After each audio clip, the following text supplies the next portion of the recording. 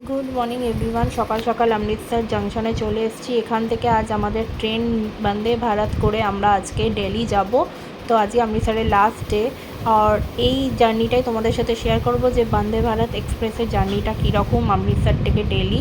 তো ট্রেন তো রাইট টাইমে দিয়ে দিয়েছে, এটা 22488 অমৃতসর টু দিল্লি।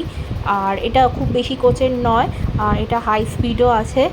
দেখা যাক, রাইট টাইমে তো ট্রেন দিয়েছে, রাইট টাইমে ছাড়ে কিনা সেটাই দেখার। আর সিটগুলো খুবই কমফর্টেবল। আমরা ইসি কোচে যাচ্ছি, আর এটা 360 ডিগ্রি অ্যাঙ্গেল, তোমরা জানো এটা ঘোরানোও যাবে। সিটগুলো ভীষণই কমফর্টেবল, রিক বসে দেখে বলেই দিল।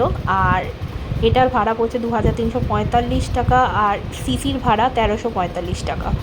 তো আমরা ইসিতেই যাচ্ছি। তো দেখা যাক, এটা ফার্স্ট আমার বন্দে ভারত এক্সপ্রেস জার্নি, যেটা অমৃতসর টু দিল্লি। খুব বেশি স্টপেজ নেই, ট্রেন রাইট টাইমেই ছেড়ে দিয়েছে। দেখা যাক এর সার্ভিস প্রোভাইডটা কীরকম, খাবার দাবার কীরকম, সবই তোমাদের সাথে শেয়ার করব।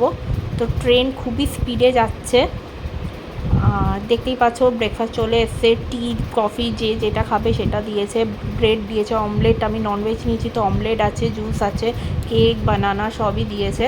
আর রিক নিয়েছে ভেজ, এখানে ভেজ কাটলে উপমা, পরাঠা, সবজি, দই, জুস সবই দিয়েছে।